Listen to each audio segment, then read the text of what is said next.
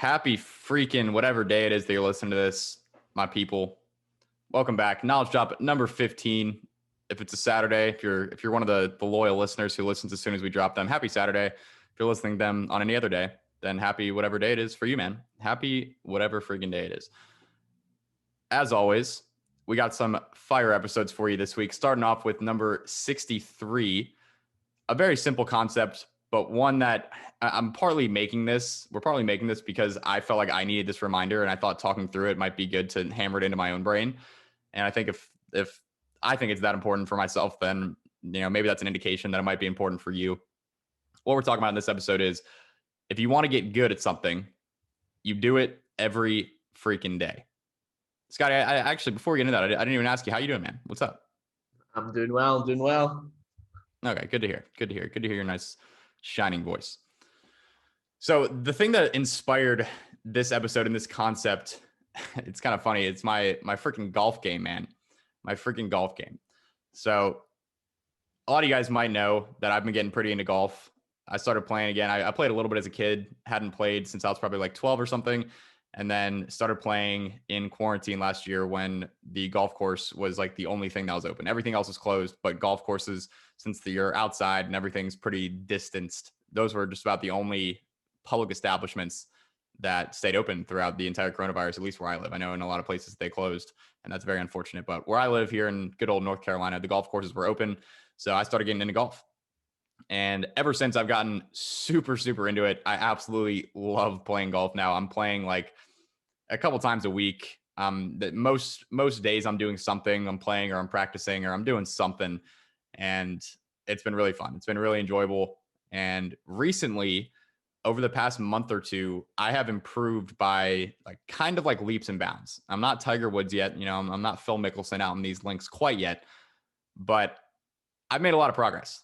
A month or two ago, whenever I would go out and shoot and I would play 18 holes, I would shoot in like the hundreds, between 100 and 110 or so.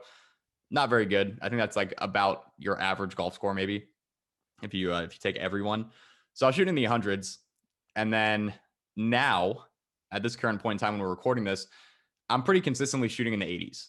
I've basically taken like 20 strokes off my game within the matter of like a month, maybe 2 months, which is pretty insane. Like that is a huge, huge, huge improvement in a relatively short period of time. And it's been incredibly rewarding. It feels awesome whenever I'm out there and I'm shooting well. And basically what happened is I got a short lesson or two. They weren't really like actual lessons. It was basically just like one of my buddies who's really good at golf. We went to the range like twice, and I paid him like $30, whatever, because he's not like an actual golf instructor or anything. But I paid him like $30 to spend an hour with me and tell me what I was doing wrong and try to help me fix my game. And so we did that. And then I just started hitting the range like almost every single day, just practicing the things that he told me to do. And that was really all it took. In the matter of just like a month or two, just hitting the range almost every day and practicing and just getting out there and doing it every single day, I improved a lot. Like it's, if you don't play golf, it might not be easy for you to conceptualize how big of a change it is to go from shooting in the hundreds to shooting in the 80s, but it's huge. It's absolutely ridiculous. And that's why I'm making this episode as a reminder to myself, because obviously I'm talking about golf, and golf is not business. You guys probably don't care a whole lot about my golf game. It's okay. I care a lot about my golf game, but I guess you guys probably don't. That's okay though. The reason I bring this up though is it was just such a brutal reminder to me that if you want to get good at something, and this goes for literally anything in life, business, whatever, if you want to get good at something, do it every day. If you do something every day over an extended period of time, you're going to get good at it. Like there's no way not to. And again, this is not even over that long of a period of time. This is like over the course of like 2 months of just doing something every day. And I got a lot better. I got a lot better at the game of golf. And this is something that I just didn't really think about in terms of business until I thought about this. I was like, holy hell, like I just got so much better at golf because I was doing it every day. Like that's literally it. I wasn't doing anything crazy. Like I got, a lesson or two and then just started doing it every day. And voila, I got better.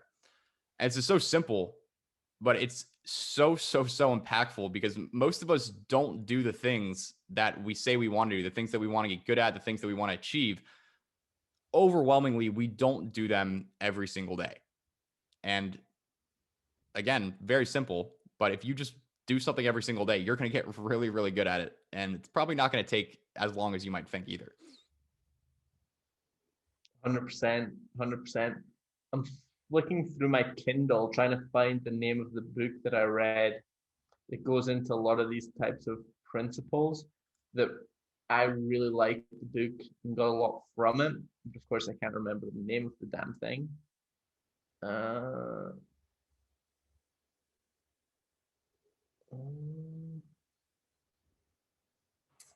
Yeah, I'm not finding it. I'm not finding it. If I remember, I might be able to put it in the show notes. Here we go. I can throw in the description if you find that. I've got it. It's Talent is Overrated by Jeff Colvin.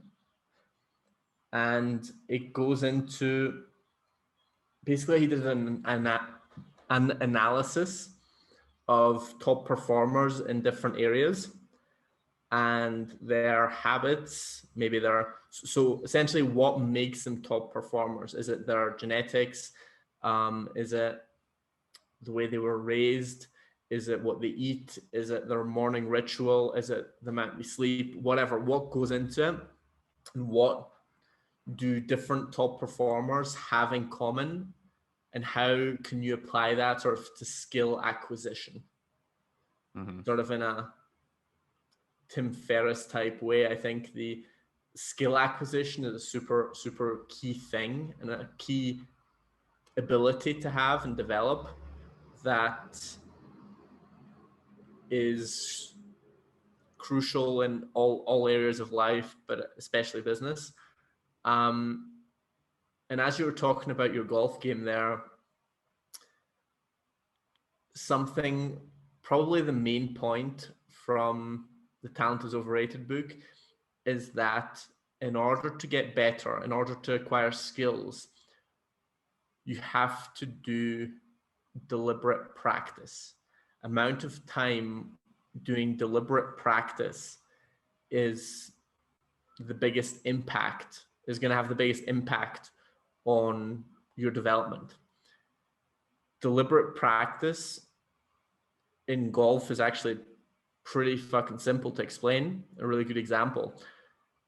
Nate could have just gone and played golf every day, but that's not what he did. He would have got better, I'm sure, but what he did was he went to the range, got a lesson, and then worked on that specific part. So he was working on driving, chipping, whatever the fuck you do at the range, but he wasn't just going through and playing rounds of golf mindlessly.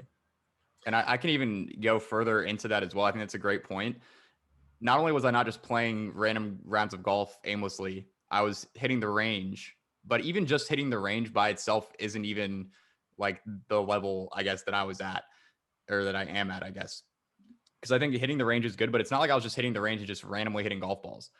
Like recently, I've really made it a point to practice specific things. So I'll warm up and then, I'll go through and I'll hit a couple clubs just to get warmed up. And then I'll do things where, okay, for these next 20 to 30 balls, I'm going to focus on a specific technical movement of my swing that I'm trying to, get better at or get down. And then I'll focus on, okay, so let's just do randomly pick different targets with different clubs and then just go through and hit different clubs all in a row so that I'm not just kind of like randomly hitting golf balls. And then, it's a more, I guess, like purposeful practice. It's not just me getting out on the range. It's like, no, I'm actually trying to achieve specific things when I'm out there. Yep, that's deliberate practice, which is huge for skill acquisition in anything. And if we want to apply this for business so that we don't get stuck on golf and sports analogies for too long, you can have the goal of getting better at copywriting, but the way you do that past a very basic level is you focus in on individual aspects and deliberately study and deliberately practice just those specific aspects. For example, what I've done in the past is I've gone and studied specifically bullet points for copy. studied a bunch of bullet points, hand copied a bunch of bullet points, wrote hundreds of my own bullet points just for practice, for my own products, other people's products, whatever. And I focused just on that. And during that time, I'd been studying copy for like 4 or 5 years, on and off, whatever. But I wasn't very good at bullet writing. And within a week, you get way better if you just focus in on that one thing and do deliberate practice. So I think that's a really crucial thing that can be applied to a lot of different areas in business. You're going to get better at ecom if you're just doing ecom, just like running your store, whatever needs to be done on any given day. But study for skill acquisition is a bit different. And if you want to get the most out of your studying, you want to be a bit more deliberate and specifically analyze specific aspects of stores. Just look at an offer for a while. Just look at offers, just brainstorm offers, just study offers, and then move on to something else. That makes sense. That makes sense. So Scotty, what would you say, like, if you had to put it in simple terms for someone, what are the things that they should be doing every day to get better at ecom? If they want to do ecom, they want to build stores, build brands, this is what they want to do for a living. What are the things that they should be doing on a daily basis to do that?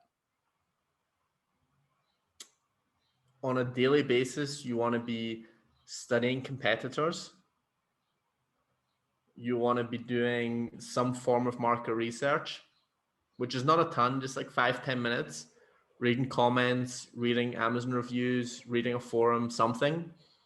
And for sure, you want to be making ads every single day. Those are kind of the big ones. Yeah. And then you got to make sure that you're testing stuff every week, multiple times a week, maybe at least running one big round of tests per week. Ideally, I mean, I think you can pretty much do 2 per week because you need to give them a little bit of time to process or to actually spend so you can see the results. But, that takes 2-3 days, and then you can do that twice a week. And also, again, be deliberate with it. So talking to people when they're running a store, they're testing, they're trying to get something to work, results are bad. I'll tell them, all right, let's run another round of tests. They're like, okay, I'm going to make new ads. They make new ads. They're like, what do you think of these ads, bro? I look at the ads and like, they're fine. But then when I ask them, what is the hypothesis you're testing? What is the change you've made in this round of tests versus the last one? All the answer is, oh, they're new ads.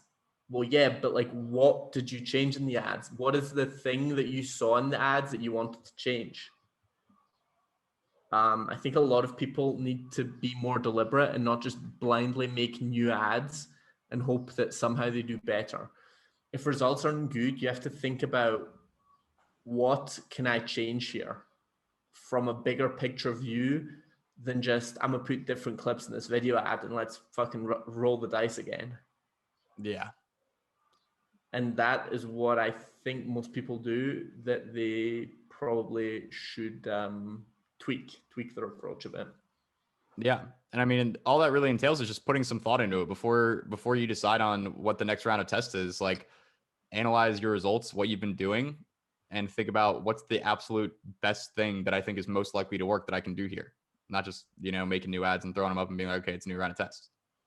Yeah. So look at your ads and ask yourself, what is wrong with these ads? Number one. Sometimes there's something that there's something you're doing that is not resonating. And sometimes it's just like, okay, what different approach can I take that might work better? But different approach means a new angle, a new offer, new type of content. It doesn't just mean switching out the clips. Absolutely. And I guess it goes back to that thing where it's like, people think they're working hard, or people think they're putting in the effort, but they're kind of half-assing it because they're doing the work. Like, what you should be doing is testing a new ad. You are testing a new ad. So you think, check, I can knock that off my to-do list. But what you failed to do, kind of under the surface, is you failed to do the hard work, which is thinking about why this didn't work and what is the next hypothesis I'm going to test. You skipped out on the hard work, which is the thinking part, and just went to the actual like surface level activity. If that makes sense. Use your noggin. Use that freaking noggin you got up there. I think that's the takeaway there. Yeah. And then the final thing that I wanted to end on here is this whole concept. I do understand why it works like this because of the power of compounding, which is something we've talked about in the past. But it's much better if you have a limited amount of time to work with. It's much better if you're putting in a small amount of effort on a daily basis with freaking brutal consistency, even if it's only like a half hour or an hour a day. It's much better to do that every single day than it is to, say, spend an equal amount of time, but only working on a Saturday. You work like 7 hours on a Saturday instead of working 1 hour a day every day, the whole week. It's much better to put in that small amount of effort daily with consistency than it is to do a big chunk here and then you don't do anything for a week, and then a big chunk here and then you don't do anything for a week. It's much better if you're just consistent with it, even if it's a limited amount of time.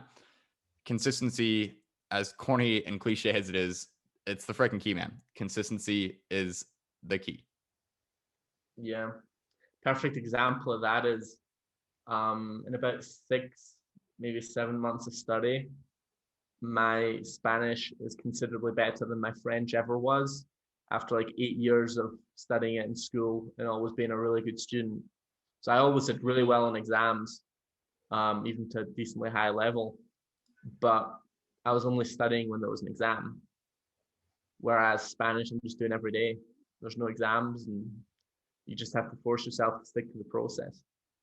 And there's a personal development thing here where you have to become the type of person that does your habits and sticks to them no matter what. It's like this past week I was traveling and I didn't know what my schedule was going to be like. I didn't know when my jiu-jitsu classes were going to be. I'm just super busy, cram days. But I do 2 Spanish classes a week, and I wasn't going to let myself miss those Spanish classes. So I fucking ended up getting them done Saturday, Sunday, hungover as I was. It's just one of those things, like I've decided I'm going to do these 2 classes a week, and I'm going to do them no matter what. And a lot of people don't have that ability. And I think that's a super important ability. If you're going to be self-employed, you just have to do the things that you say you're going to do. Not even say to other people, but say to yourself. You just have to stick to them 100% of the time. And not 90, but actually 100%. There's something very valuable about being that type of person that just always sticks to what you decide you're going to do. There is a huge amount of power in that. And that's something that I'm working on myself as well with things outside of business. Like, for example, this week, Ecom Dispensary is something that we do every single week. There's not a week that we're going to miss this. But this week it was a little bit different. Like we're recording this on Monday, which is not something we usually do. Usually record on like a Thursday or a Friday. But Scotty's traveling this week. He's going to an event. He's got stuff going on that's going to prevent him from, being able to record on the normal schedule. And we made time for it. And that's just, it's important to us. Obviously, you guys are all paying for this. We have an outsized motivation there, but that's something that I'm trying to do better in my life when it comes to like nutrition and fitness. Just kind of the little stuff, man. There's something when you do the things that you say you're going to do, and not even just to other people, but for yourself. When you keep the promises you make to yourself, it makes you feel really good. And when you don't do that, when you don't keep the promises you make to yourself, it makes you feel like a piece of shit. So do the things that are going to make you feel good, not like a piece of shit. I think that's some really valuable advice right there. I think on that note, we will end this episode off here, folks. We will talk to you guys in the next one.